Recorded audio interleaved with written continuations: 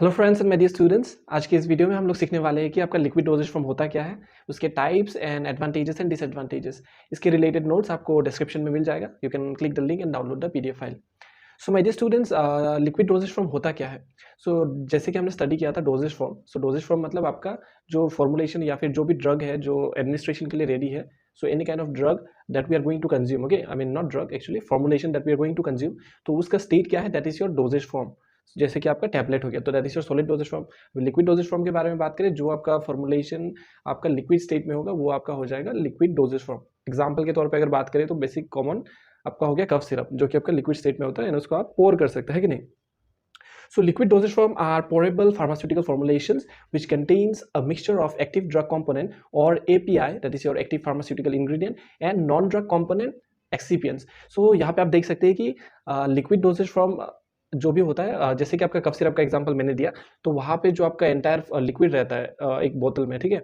सो वो जो entire liquid है वो आपका ड्रग नहीं है कम्प्लीटली, उसमें अलग बहुत सारी चीज़ें ऐड किया जाता है। सो जो ड्रग है मैन फॉर द कफ, जो कफ के लिए हम लोग ड्रग ले रहे हैं स्पेसिफिकली, जिसका आपका बॉडी में फार्माकोलॉजिकल इफेक्ट या फिर थेरापेटिक इफेक्ट दिखाएगा, उसको बोलते हैं हम लोग एपीआई, यानी कि आपका जो एक्टिव फार्मास्यूटिकल इंग्रेडिएंट्स होता है, ठीक है, वो काफ़ी कम मात्रा में होता है। एंड उसके साथ उस फॉर्मुलेशन को बनाने के लिए बहुत सारी चीज़ें चाहिए होता है, जैसे कि आपका वेहिकल हो गया, जैसे आपका सॉल्वेंट हो गया, जैसे आपका different sweetening agent, flavouring agent. So उन सबको बोलते हैं एक्सिपिएंट्स। सो वो दोनों चीज़ें मिल के आपका बनता है एक formulation. So liquid dosage form liquid dosage form आपका वो फॉर्मुलेशन है जो आपका लिक्विड स्टेट में होता है, जो कि आप पोर कर सकते हैं। एंड उसमें कई सारी चीज़ें होते हैं। मेन चीज़ आपका हो गया एक्टिव फार्मास्यूटिकल इंग्रेडिएंट, जो कि ड्रग है, एंड उसके साथ बहुत सारी चीज़ें एडिटिव्स दिया जाता है, जिसकी वजह से वो फॉर्मुलेशन आपका ईजी टू एडमिनिस्टर हो जाता है किसी भी पेशेंट के लिए, and becomes palatable for the patient to consume. So उसके अलावा और एक चीज़ है कि आपका जो लिक्विड डोजेज फॉर्म होता है वो आपका रेडी टू यूज स्टेट में आता है। मतलब जैसे आपका कफ सिरप हो गया तो उसको में आपको कुछ करने का ज़रूरत नहीं होता है। लेकिन कुछ केसेस या फिर कुछ केसेस में ऐसा भी होता है जहाँ पे आपका कुछ सॉलिड पाउडर फॉर्म में आता है, जिसको आपको फिर से रिकंस्टिट्यूट करना पड़ता है। मतलब आपका एक स्पेसिफिक डायरेक्शन होगा, जैसे कि आपका एग्जांपल के तौर पे अगर स्टेराइल डोजेज फॉर्म आ जाता है, जैसे स्टेराइल सॉलिड्स हो गया, ठीक है, वहाँ पे आप क्या करते हैं, वो पाउडर को लेके आप वाटर फॉर इंजेक्शन से मिक्स करते हैं। सो जस्ट बिफोर एडमिनिस्ट्रेशन आपका सोल्यूशन बनाया जाता है। So that is your example of your reconstituted powders. So जो अगर क्लासिफिकेशन के बारे में बात करें लिक्विड डोजेज फॉर्म की, तो आपका लिक्विड डोजेज फॉर्म का दो मेन क्लासिफिकेशन होता है। आपका एक हो गया मोनोफेसिक लिक्विड डोजेज फॉर्म, जो कि आपका मोनोफेसिक, जैसे आप नाम ही आपका सजेस्ट करता है, मोनो एंड फेसिक, ओके। मोनो मतलब आपका वन हो गया, एंड फेस मतलब जो आपका फेस वही है। सो मोनोफेसिक मतलब हो गया आपका सिंगल फेस, जिस प्रिपरेशन का आपका सिंगल फेस होगा, जैसे आपका सिरप हो गया तो सिरप में आपका सिंगल फेस रहता है, तो वो हो गया आपका मोनोफेसिक। एंड दूसरा क्लासिफिकेशन होता है आपका biphasic liquid dosage form. So as the term suggest bi मतलब टू, सो टू फेस जिसका होगा, कोई भी फॉर्मुलेशन का जब टू फेसिक होगा, जैसे आपका एग्जांपल के तौर पे अगर सस्पेंशन कोई भी, जैसे एंटासिड्स हो गया, ठीक है, उसमें आप क्लियरली देख सकते हैं कि आपका कुछ सॉलिड पार्टिकल्स है जो आपका नीचे सेटल रहता है, and then there is a liquid at the top, right. So उनको शेक करने से जो आपका बनता है वो आपका हो गया सस्पेंशन। तो सस्पेंशन में आपका दो फेज आराम से दिखाई देता है, जैसे आपका हो गया सॉलिड एंड लिक्विड। तो ऐसा नहीं है कि आपका बाईफेसिक में हमेशा सॉलिड एंड लिक्विड ही होगा, लिक्विड लिक्विड भी आपका बाईफेसिक हो सकता है। एग्जांपल के तौर पे आपका हो गया इमल्शन, जहाँ पे आपका एक फेस हो जाता है ऑयली और दूसरा हो जाता है एक्वस। तो ऑयली एंड एक्वस फेस साथ में आने से भी आपका बाईफेसिक लिक्विड डोजेज फॉर्म बनता है। सो ये रहा आपका क्लासिफिकेशन के बारे में। इसका मोनोफेसिक लिक्विड डोजेज फॉर्म का आपका बहुत ब्रॉड क्लासिफिकेशन है, जिसके ऊपर हम लोग एक सेपरेट वीडियो बनाएंगे in the next video will be on that. जैसे आपका लिक्विड और monophasic liquid dosage from internal use, जैसे आपका लिंक्टस हो गया, monophasic liquid dosage from external use, and then your उसके अंदर भी आपका एक्सटर्नल यूज के अंदर बहुत सारी चीज़ें आता है, जैसे आपका for applied to on the skin, applied in the mouth, right. So उसके अलावा बहुत सारे क्लासिफिकेशन है, सो उसके ऊपर हम लोग एक अलग से डिस्कस करेंगे। एंड बाईफेसिक लिक्विड डोजेज फॉर्म का बेसिकली आपका दो टाइप है, एक हो गया आपका सस्पेंशन, दूसरा हो गया emulsion. So on those also will be broadly I mean studying on that, because it's a separate topic और a separate topic in your syllabus, so we'll be discussing that in detail. So now moving on to the advantages and disadvantages of liquid dosage form. सो कोई भी formulation का आपका advantages रहता है, disadvantages रहता है। तो जैसे कि आप देख सकते हैं, पहला वाला पॉइंट है suitable for patients with difficulty in swallowing. मतलब कि लिक्विड डोजेज फॉर्म, एग्जांपल आप दिमाग में ये सोच लीजिए कि एक सिरप, ठीक है। सो कोई भी पेशेंट का ये जिसको डिफिकल्टी है स्वालो करने में, तो उनके लिए एक लिक्विड अच्छा होगा, क्योंकि आराम से स्वालो कर सकते हैं, निकलने में अच्छा होगा, ठीक है। सो दूसरा चीज़ है best choice for children and old age person. अभी जैसे एक बच्चे को आप अगर टैबलेट दोगे तो उसको शायद चांसेस है चॉकिंग का, ठीक है, गले में अटकने का। सो वो चीज़ अवॉइड हो जाता है। Even in the old age patient, उनको भी स्वालो करने में प्रॉब्लम होता है। सो उनके लिए ये एक बहुत एडवांटेजेस रहता है कि लिक्विड प्रिपरेशन आप आराम से चम्मच से दे दीजिए, वो अच्छे से they can consume.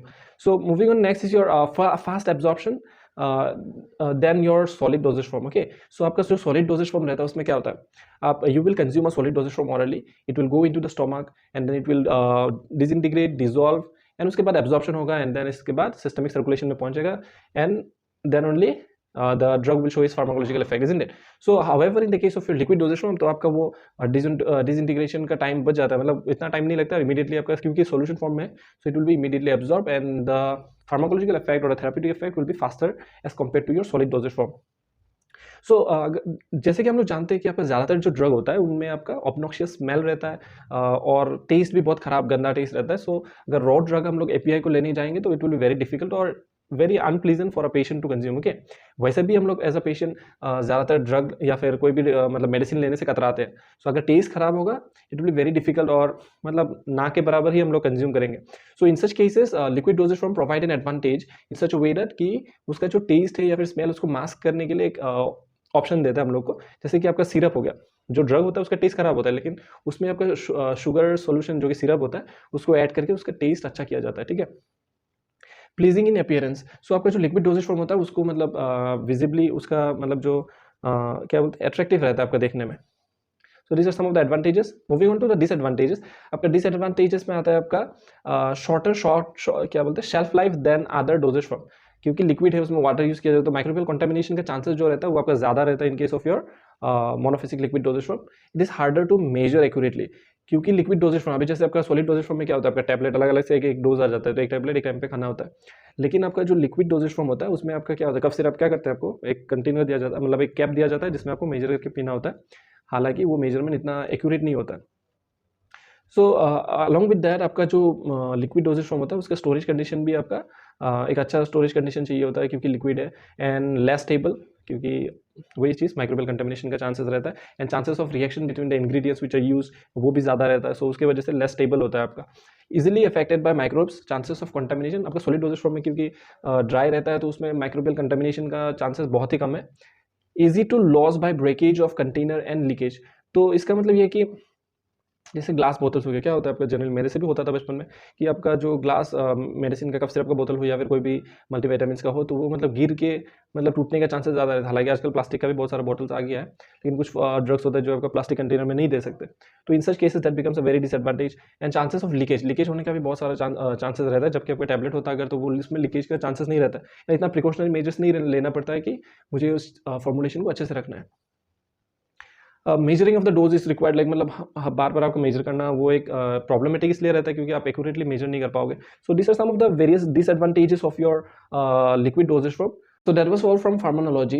So in the subsequent videos we'll be discussing about आपका मोनोफेसिक लिक्विड डोजेज फॉर्म के बारे में ब्रॉडली डिस्कस करेंगे, एंड देन उनके अंदर जो आपका बहुत सारे फॉर्मुलेशंस है जैसे आपका माउथ वॉश हो गया, लिनीमेंट्स, लोशंस, सो और उसके साथ बहुत सारे हैं जो सिलेबस में दिया हुआ है. Will be covering each topic individually and in detail so that it will be easier for you to cover up or to write in the exam, and we will be discussing in very simple language.